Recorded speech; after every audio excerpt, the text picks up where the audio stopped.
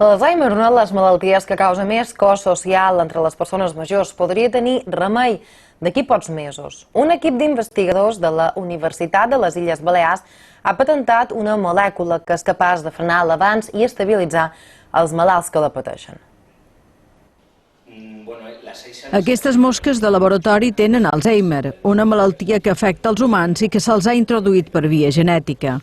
Avui passen un test per comprovar l'efecte que té una nova medicació sobre les neurones malaltes.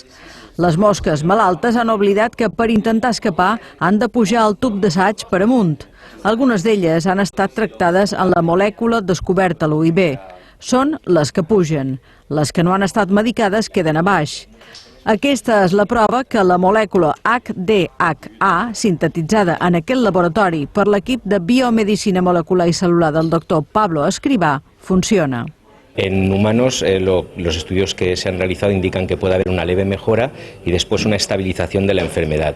Sin embargo, en casos en los que el Alzheimer esté muy avanzado, no se espera una recuperación total. La molècula, que aconsegueix un efecte protector i regenerador quan s'introdueix a la membrana de la neurona danyada, podria estar en el mercat d'aquí a pocs mesos. La troballa ha estat patentada fa 5 anys i recentment publicada a una revista científica de prestigi internacional. El laboratori mallorquí Lipofarma, un spin-off de la UIB, i 2 més, un al País Basc i el tercer a Gran Bretanya, ja treballen contrarrellotge amb aquest projecte. El tractament, quan es pugui comercialitzar, serà senzill i econòmic.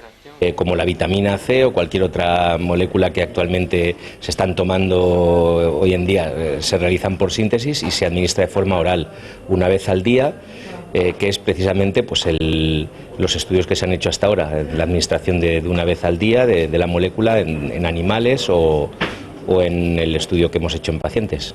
Aquest tractament podria beneficiar el 80% dels malalts d'Alzheimer, més els que hagin estat precoçment diagnosticats, i aconseguir estalviar molt de patiment i recursos que s'han de dedicar a atendre les persones dependents a causa d'aquesta malaltia.